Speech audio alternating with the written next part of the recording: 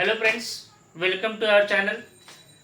देखिए, इस सेशन में हम लोग जो है वो इंडियन इकोनॉमी में को देखेंगे कि जिसे हम लोग पिछले में देखा था कि इकोनॉमिक प्लानर जो इकोनॉमिक प्लानिंग जो था वो क्या होता है, 5 ईयर्स प्लान में कौन कौन सा ऑब्जेक्टिव है। तो इकोनॉमिक प्लानिंग में हमने देखा था कि एक जो गवर्नमेंट है, एक बॉडी जो को वो फ्रेम करता है जिसको प्लानिंग कमीशन बोलते हैं, जिसका चेयरमैन जो होता है किसी भी देश का प्राइम मिनिस्टर होता है। ठीक है, तो वो अगले मतलब एक ऑब्जेक्टिव सेट करते हैं 5 साल के लिए कि 5 साल में हमें क्या क्या चीज़ को अचीव करना है। ठीक है, तो हमने जो 4 बेसिक गोल्स देखा था, तो उसमें हमने देखा था कि ग्रोथ है, मॉडर्नाइजेशन है, सेल्फ रिलायंस है और इक्वालिटी है। तो ये चारों चीज़ को मैंने कल बोला था कि वो डिटेल में देखेंगे, कल हमने बस ब्रीफली देखा था। ठीक है, तो देखिए इस वीडियो को स्टार्ट करते हैं। जैसे कि जो हमारा इकोनॉमी था आफ्टर द इंडिपेंडेंस वो पूरी तरीके से स्टैग्नेट था, बैकवर्ड था। ठीक है, आपको पहले ही पता है। तो यहाँ के इकोनॉमिक प्लानर को जो इंडियन प्लानर थे उनको सबसे पहला उनको ये दिखा कि हमें ग्रोथ जो है वो हमारा मेन ऑब्जेक्टिव होना चाहिए कोई भी 5 ईयर्स प्लान का। ठीक है, तो ये एक बेसिक कंपोनेंट्स टाइप को बोल सकते हैं वो 5 ईयर्स प्लान का। तो जो भी ऑब्जेक्टिव जो भी सेट किया जाएगा ये सब चारों चीज़ों को देख कर ही किया जाएगा। ठीक है, तो इसमें पहला जो रूल होता है ग्रोथ का। तो ग्रोथ का मतलब होता है कि किसी भी देश का जब हम आउटपुट्स को या सर्विसेज को उसको बढ़ाते हैं, ठीक है, मतलब कि production of the goods and services को हम ग्रोथ बोल सकते हैं। ठीक है, ये प्रोडक्शन से रिलेटेड जो कैपिटल गुड्स भी हो सकता है जो हम विदेश में भेजेंगे, कैपिटल गुड्स जैसे प्लांट मशीनरी ये सब फॉर्म कर सकते हैं। ठीक है, जैसे सपोर्टिंग सर्विसेज में जैसे ट्रांसपोर्ट का सर्विसेज, सॉफ्टवेयर का। तो इसमें 3 टाइप के सेक्टर होते हैं जैसे हमको पता है। तो इसमें एग्रीकल्चर है, इंडस्ट्रियल सेक्टर है और टर्सरी सेक्टर है। तो यही सब चीज़ों को बढ़ाना था, ग्रोथ करना था। तो इनका जो फर्स्ट जो ऑब्जेक्टिव था, बेसिक ऑब्जेक्टिव, वो था ग्रोथ। तो देखिए, growth refers to increase in the country capacity to produce goods and services within the country. मतलब किसी भी देश के अंदर जब हम गुड्स और सर्विसेज को पैदा करने का मतलब प्रोडक्शन को इंक्रीज करने की जब कैपेसिटी बढ़ा देते हैं तो उसको हम लोग बोलते हैं ग्रोथ। ठीक है, मतलब ज़्यादा से ज़्यादा हम गुड्स एंड सर्विसेज को प्रोड्यूस करें। ठीक है, तो इसके अंदर ग्रोथ के अंदर क्या क्या चीज़ें होती हैं?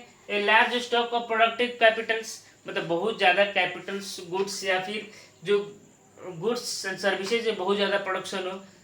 दूसरा कि हम अपना जो सपोर्टिंग सर्विसेज है उसको भी बढ़ा दें, जो एड टू एक्सिलरीज बोलते हैं उसको, सपोर्टिंग सर्विसेज को बिजनेस में आप पढ़ेंगे। तो ट्रांसपोर्ट, बैंकिंग सेक्शन, इंश्योरेंस, ये सब सारी चीज़ों को बढ़ा के हम दूसरे सेक्टरों को बहुत ही हेल्प कर सकते हैं। लाइक कि अगर आप सपोज करें कि अगर एग्रीकल्चर का प्रोडक्शन जो है वो सब कुछ हो गया, लेकिन अगर ट्रांसपोर्ट नहीं रहेगा तो हम उसको कैरी कैसे करेंगे, उसको इंडस्ट्रियल सेक्टर तक कैसे पहुंचाएंगे? क्योंकि यहाँ से एग्रीकल्चर से रॉ मटेरियल्स मिलते हैं, तो रॉ मटेरियल्स को अब इसको ट्रांसफॉर्म करना होता है, तो इसके लिए इंडस्ट्रियल सेक्टर तक पहुँचना। तो ट्रांसपोर्ट और बैंकिंग सिस्टम का भी बहुत ही इंपॉर्टेंट रोल होता है।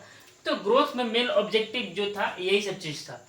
ठीक है, और कल की वीडियो में मैंने ये भी बताया था कि इनका मेन ऑब्जेक्टिव क्या है, मतलब कि हम कैसे समझेंगे कि हमारा देश जो है वो ग्रोथ कर रहा है।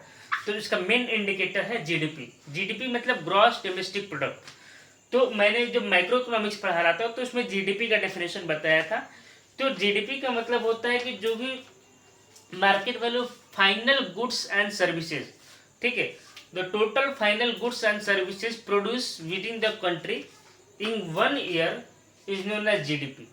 ठीक है, 1 साल के अंदर टोटल जो भी फाइनल गुड्स और सर्विसेज जो प्रोड्यूस होता है किसी भी देश के डोमेस्टिक टेरिटरी के अंदर, तो उसको हम लोग जीडीपी बोलते हैं। तो अगर जीडीपी बढ़ रहा है, ठीक है, एक इंडिकेटर बढ़ रहा है, तो इसका मतलब जो है हमारा ग्रोथ जो है वो भी बढ़ रहा है। तो इसी के ऊपर डिपेंड करता है। तो देखिए, जो जीडीपी में 3 टाइप के जो सेक्टर कंसिस्ट होते हैं, तो अगर ये सब सेक्टर्स के प्रोडक्शन ये सब चीज़ बढ़ेंगे तो हमारा जीडीपी जो है वो भी बढ़ेगा। पहला agriculture, industrial and tertiary sector.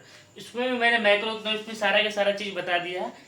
Agriculture and एलिड sector बोलते हैं, इसमें हॉर्टिकल्चर्स होता है, जो भी मत्स्य पालन होता है, पशुपालन होता है, एनिमल हस्बेंड्री, ये सारा के सारा जो है एग्रीकल्चर सेक्टर के अंदर आते हैं। इंडस्ट्रियल सेक्टर का मतलब हुआ कि जो भी गुड्स एंड सर्विसेज प्रोड्यूस हो रहा है सर्विसेज में, तो फाइनल गुड्स सर्विसेज जो प्रोड्यूस होता है उसको हम इंडस्ट्रियल सेक्टर होता है। तो देखिए यहाँ से क्या हो रहा है, यहाँ से रॉ मटेरियल्स यहाँ इंडस्ट्रियल में पहुँच रहा है, इंडस्ट्रियल में उसका फॉर्मेशन हो रहा है, बन रहा है, मैन्युफैक्चर हो रहा है। अब मैन्युफैक्चर हो जाएगा एक इंडस्ट्रियल पे, बट उसको तो चारों डिस्ट्रीब्यूशन करना है ना, चारों तरफ देश के हर एक कोना तक पहुँचाना है, तो वो काम कौन करेगा, टर्सरी सेक्टर। ठीक है, इसलिए सर्विस सेक्टर के नाम से जानते हैं। तो हम इंडिया में सबसे ज़्यादा अगर जीडीपी का कंट्रीब्यूशन है तो वो कौन सा है, टर्सरी सेक्टर का, अप्रोक्स 55% के आसपास है। ठीक है, इंडस्ट्रियल सेक्टर आज भी बहुत कम है, इनफैक्ट कि बिहार में तो बहुत ही ज़्यादा कम है, मतलब ना का बराबर है। ठीक है, अब तो धीरे धीरे चालू ही हो रहा है।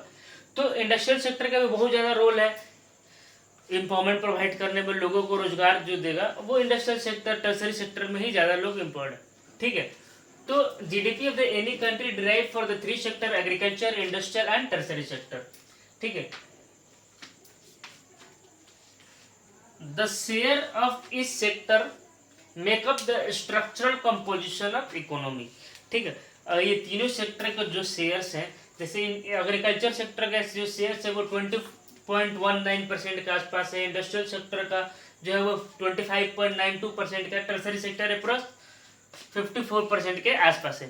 तो ये चारों चीज़ों को जब हम मिलाएंगे तो वही हमारा स्ट्रक्चरल कंपोजिशन होता है इकोनॉमी, मतलब जीडीपी हम इसको बोलते हैं। ठीक है, होप कि आपको ग्रोथ समझ में आएगा।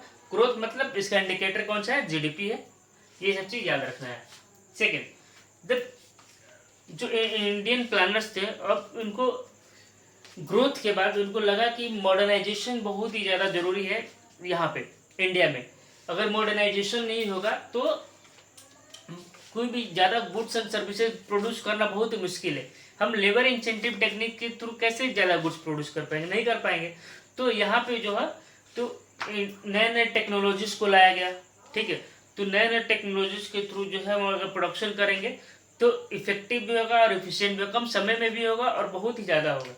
तो इसलिए मॉडर्नाइजेशन ऑफ न्यू टेक्नोलॉजी को अडॉप्ट किया गया, मतलब उसको बढ़ावा दिया गया इंडिया में। और दूसरा जो है वो सोचा गया कि चेंज इन सोशल आउटलुक। पहले जो थे वो जो औरत सब थी, वुमेन्स थे, उनको उतना ज़्यादा इम्पोर्टेंस नहीं दिया जाता था। ठीक है, बट इंडियन प्लानरों को लगा कि यहाँ पे भी जो वुमेन्स एम्पावरमेंट है उसको बढ़ाना ज़रूरी है। अभी भी बहुत सारे एरियाज में ये रिस्ट्रिक्टेड है, बट पहले से बहुत ज़्यादा इम्प्रूवमेंट है। तो जो सोशल आउटलुक है उसको भी चेंज करना प्रायोरिटीज था जो इकोनॉमिक प्लानर थे। तो ये भी एक 5 years प्लान के ऑब्जेक्टिव में थे। और जैसे जेंडर इक्वालिटीज, मतलब पहले जो था वो जेंडर इनइक्वालिटीज बहुत ज़्यादा था, वुमेन्स और मेल है उसमें बहुत ही ज़्यादा इनइक्वालिटीज था। जो औरत से वो बाहर नहीं निकल सकती थी, कहीं बाहर काम नहीं कर सकती थी, वो अलग अलग टाइप के रिस्ट्रिक्शंस लगे हुए थे। बट धीरे धीरे ये सारा चीज़ खत्म हुआ। तो ये हमारा 5 years प्लान का ऑब्जेक्टिव में था। तो modern Indian planner are recognize modernization as the second priority. ठीक है, तो उसमें 2 प्रायोरिटी में पहला जो था वो adaptation of the new technology. It aim to increase the production of the goods and services through the use of the technology. New technology को यूज करके हम गुड्स और सर्विसेज को बढ़ा सकते हैं, इनका ये एम था। ठीक है, ये ऑब्जेक्टिव था, बेसिक गोल था। जैसे कि इंडिया जो था वो मोस्ट ऑफ द पॉपुलेशन जो था वो एग्रीकल्चर में इन्वॉल्व था, और एग्रीकल्चर एग्रेन इकोनॉमी था पहले।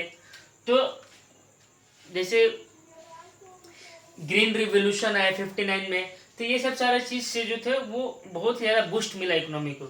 तो उसमें हाइब्रिड जो सीड्स थे उसको यूज करके हम ज़्यादा प्रोडक्शन करने लगे। तो ये हरियाणा, ये सब जगह पे, पंजाब, हरियाणा, ये ग्रीन रिवोल्यूशन आया तो प्रोडक्शन बढ़ा। तो ये किसके थ्रू हुआ है, न्यू टेक्नोलॉजी, मतलब तो हरियाणा में, पंजाब में ये सब अलग अलग ग्रीन रेवोल्यूशन में अलग जो हाइब्रिड सीड्स को यूज करके उनके प्रोडक्शन को बढ़ाया गया था।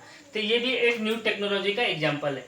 दूसरा है changing social outlook. Social outlook मतलब कि लोगों को जो जेंडर इनक्वालिटीज था बहुत ज़्यादा था मेल और फीमेल्स में, तो उनको कम किया गया। तो ये भी एक तरीके का मॉडर्नाइजेशन ही था। ठीक है, modernisation also require changing social outlook such as gender equalities, women empowerment etcetera.